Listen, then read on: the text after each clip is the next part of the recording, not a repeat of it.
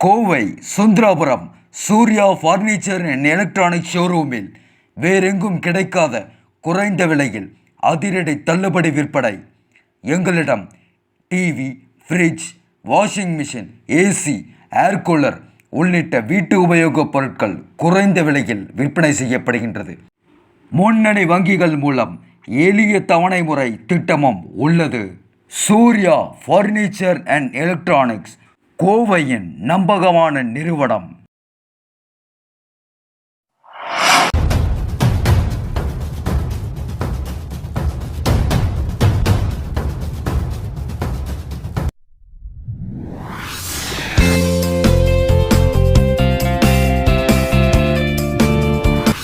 என்னுடைய பெயர் ஈஸ்வரன். மறுமலர்ச்சி மக்கள் இயக்கத்தினுடைய தலைவராக இருக்கிறேன். ஒரு தேர்தல் நேர்மையாக நடைபெறணுங்கிறது தான் எங்களுடைய நோக்கம். கடந்த 20 வருஷமாக ஒவ்வொரு தேர்தல்லையும் ஓட்டுக்கு பணம் கொடுக்கின்ற செயல் தமிழ்நாட்டில் நடைபெற்று கொண்டிருக்கிறோம். பணம் இருந்தால் தான் ஜெயிக்க முடியுங்கிற நிலைமை இன்றைக்கி ஏற்பட்டிருக்கு. இதை முற்றிலுமாக அழித்து ஒழிக்க வேண்டும் என்பதுதான் எங்களுடைய நோக்கம். இந்தியாவினுடைய அடிப்படை ஜனநாயகம் தேர்தல் ஜனநாயகத்தில் தான் இருக்குது. நடைபெற இருக்கின்ற நாடாளுமன்ற தேர்தல் நேர்மையாக நடைபெற வேண்டும்.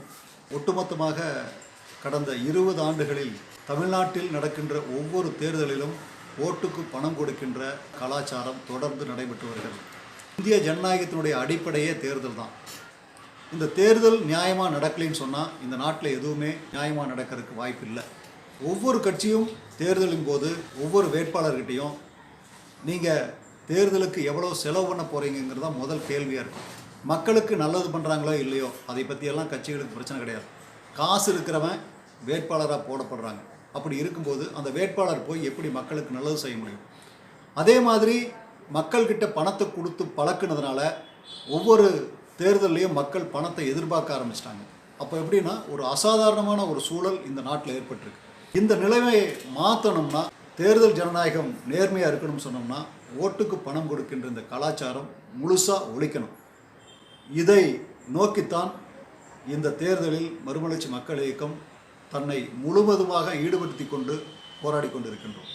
கோயம்புத்தூர் மாநகராட்சி தேர்தலில் ஒரு தீவிர பிரச்சாரத்தை நாங்கள் நடத்தினோம். ஓட்டுக்கு பணம் கொடுக்கக்கூடாதுங்கிறதுக்காக கோவை மாநகராட்சி ஆணையர், அன்றைக்கு இருந்த தேர்தல் ஆணையர் எங்களுக்கு விழிப்புணர்வு பிரச்சாரத்திற்கு கூட அனுமதி மறுத்தார். நாங்கள் நீதிமன்றம் சென்று அனுமதி பெற்று கோவை மாநகரம் முழுவதும் நாங்கள் பிரச்சாரத்தை மேற்கொண்டோம். ஒரு வலிமையான பிரச்சாரத்தை மக்களிடத்திலே நாங்கள் எடுத்து சென்றோம். அது மட்டுமல்ல, ஓட்டுக்கு பணம் கொடுக்கும்போது காவல்துறை அதிகாரிகள் பல இடங்களில் பொருட்களை கையகப்படுத்தினர், பணத்தை கையகப்படுத்தினர். இத்தனை நிகழ்வு நடந்தும் அந்த தேர்தலில் வேட்பாளர்கள் வெற்றி பெற்றதாக அறிவிக்கப்பட்டார்கள். நாங்கள் இதற்கு எதிராக நீதிமன்றத்திலே வழக்கு தொடுத்தோம். அந்த வழக்கு சென்னை உயர்நீதிமன்றத்திலே நடைபெற்று கொண்டிருக்கிறது. அதை போல ஈரோடு சட்டமன்ற இடைத்தேர்தலில் அங்கே ஈரோடு முழுவதும் சுவரொட்டிகளை ஒட்டியது மட்டுமில்லாமல் அங்கே வாகன பிரச்சாரத்தின் மூலம் மக்களுக்கு விழிப்புணர்வு ஏற்படுத்துகின்ற பணியையும் நாங்கள் செய்தோம். ஈரோடு இடைத்தேர்தல் தமிழக மக்களுக்கு எல்லோருக்கும் தெரியும். பணம் ஆறாக ஓடியது. பணத்தை மட்டுமே வைத்து அங்கே ஆட்சியாளர்கள் வெற்றி பெற்றார்கள். யாராலும் தடுக்க முடியவில்லை. ஒரு மோசமான தேர்தலை ஈரோடு சந்தித்தது. அங்கேயும் நாங்கள் அதற்கு எதிராக விழிப்புணர்வு பிரச்சாரத்தை மேற்கொண்டோம். நீதிமன்றத்திலேயும் வழக்கு தொடுத்தோம். இப்படி தொடர்ந்து பல நிகழ்வுகளை நாங்கள் நடத்தி கொண்டு இருக்கிறோம். இது மட்டுமல்ல, ஒவ்வொரு வருஷமும் 5000 10,000 குழந்தைகளை அழைத்து ஜனநாயக மராத்தான் என்ற மராத்தான் போட்டியை நடத்துகின்றோம். இந்த போட்டியின் மூலம் சின்னஞ்சிறு பிஞ்சுகளினுடைய உள்ளத்தில் ஜனநாயகத்தினுடைய வலிமையை உணர்த்துகின்றோம்.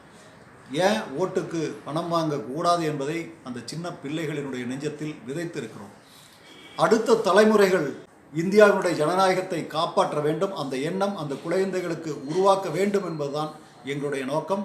நடைபெற இருக்கின்ற நாடாளுமன்ற தேர்தல் ஒரு பெரிய மாற்றத்தை தமிழ்நாட்டிலே உருவாக்க வேண்டும். அது கோவையிலே தொடங்க வேண்டும் என்பது எங்களுடைய விருப்பம்.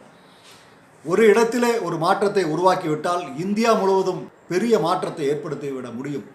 தமிழ்நாட்டிலே தொடங்கிய இந்த ஓட்டுக்கு பணம் என்கின்ற கலாச்சாரம் இன்றைக்கு கர்நாடகா, தெலுங்கானா என்று வடக்கே சென்று கொண்டிருக்கிறோம். இந்த நிலையை நாம் நிறுத்தாவிட்டால் மிகப்பெரிய அசாதாரண சூழ்நிலை எதிர்கால இந்தியாவிற்கு ஏற்படும் என்ற கவலை எங்களுக்கு இருக்கிறது. அதனால் இதை மாற்ற வேண்டும் என்பது எங்களுடைய நோக்கம். எதிர்காலத்தில் ஒவ்வொரு காலகட்டத்திலும் ஒவ்வொரு முடிவை எடுக்கக்கூடிய ஒரு சூழ்நிலை உருவாகும். இன்றைக்கு எங்களுடைய நோக்கம் ஒரு நேர்மையான அரசியல் உருவாக வேண்டும். நாங்கள் அரசியலில் நேரடியாக போட்டியாக இல்லாவிட்டாலும் இந்த அரசியல் நேர்மையாக இருக்க வேண்டும். தேர்தலில் நாங்கள் போட்டியிடாவிட்டாலும் தேர்தல் நியாயமாக இருக்க வேண்டும் என்பதுதான் எங்களுடைய நோக்கம். இப்படி அரசியல் இயக்கங்கள், எந்த அரசியல் இயக்கங்கள் போலியான வாக்குறுதியை தந்தாலும் அதை எதிர்த்து நாங்கள் குரல் கொடுப்போம், மக்களுக்கு அதை புரிய வைப்போம். இன்றைக்கு இந்திய அரசியலில் மிக முக்கியமாக அழிக்கப்பட வேண்டியது மதவாத அரசியல், பண அரசியல், வாரிசு அரசியல். இவையெல்லாம் அடிப்படையில் முற்றிலுமாக ஒழிக்கப்பட வேண்டும். ஜாதி அரசியல், இந்த 4 தூண்கள் தான் இன்றைக்கு அரசியலை பிடித்து ஆட்டிக்கொண்டிருக்கிறது. இன்றைக்கு அரசியல் இந்த 4 தூண்களின் மேல் நின்று கொண்டிருக்கிறது. மதம், ஜாதி, பணம், குடும்பம். ஒவ்வொரு கட்சியும் இது ஏதாவது ஒன்றில் இருக்கும். அப்போ ஜனநாயகம் எப்படி இருக்கும்? இப்போ நாட்டில் ஜனநாயகத்தை நிலைநிறுத்துவதற்காக தேர்தல் நடைபெறுகிறது. ஆனால் கட்சிக்குள்ள ஜனநாயகம் இல்லை. ஒரு கட்சி ஒரு 50 வருஷம் ஒரு தலைவர் கீழே இருந்துச்சுன்னு சொன்னால் அந்த தலைவருடைய குடும்பம், பேரப்பிள்ளைகள், இப்படி அந்த கட்சி தொடர்ந்து அந்த குடும்பத்தினுடைய ஆதிக்கத்திற்குள் சென்று விடுகிறது. கேட்குறேன், சாதாரண வேலை வாய்ப்புக்கு இடஒதுக்கீடு வேண்டும், 95% இடங்களை ஒரு சில குறிப்பிட்ட ஜாதியினர் பிடித்துக் கொள்கிறார்கள் என்று சமூக நீதிக்கு போராடிய நீங்கள் ஒரு 100 வருடமாக உங்கள் குடும்பம் தான் இந்த கட்சியின் ஆதிக்கத்தில் இருக்க வேண்டும் என்று நினைக்கிறீர்களே. அப்போ அந்த கட்சி உங்கள் பிடியில் இருக்க வேண்டும் என்று நினைக்கிறார்களே. அப்போ இந்த ஜனநாயகம் இந்த கட்சியில் இருக்கிறதா என்றால் ஜனநாயகம் அரசியல் கட்சிகளில் இன்றைக்கு இல்லை. தேசிய கட்சியாக இருந்துச்சுன்னா ஒரு மாநிலத்தில் ஒரு தலைவரை நிர்ணயம் பண்ணுறதுக்கு டெல்லியிலிருந்து சொல்கிறான், ஒரு மாவட்ட செயலாளரை நிர்ணயம் பண்ணணும்னா சென்னையிலிருந்து சொல்கிறான். அப்போ அந்த மாவட்டத்தில் இருக்கக்கூடிய உறுப்பினர்கள் ஒருவரை முடிவு செய்து அவரை மாவட்ட செயலாளராக கொண்டு வர வேண்டும். அதுதான் ஜனநாயகம். இன்றைக்கு கட்சியிலே ஜனநாயகம் முற்றிலுமாக அழிந்து போய்விட்டது. தலைமைக்கு அடிமையாக இருக்கக்கூடிய ஒரு சூழ்நிலை இன்றைக்கு இருப்பதன் காரணமாக வாரிசு அரசியல் தவிர்க்க முடியாது என்ற நிலைமை இன்றைக்கு ஏற்பட்டிருக்கிறது. குடும்ப அரசியல் ஒழிக்கப்பட வேண்டும். மதத்தின் பெயரால் இந்த நாடு பிளவுபடுவது ஒழிக்கப்பட வேண்டும். ஜாதியின் பெயரால் வேட்பாளர்கள் நிறுத்தப்படுவது, ஜாதியின் பெயரால் ஓட்டு கேட்பது ஒழிக்கப்பட வேண்டும். பண அரசியல் ஒழிக்கப்பட வேண்டும். இந்த 4ஐயும் ஒழிப்பது எங்களுடைய முக்கிய நோக்கமாக இருக்கிறது.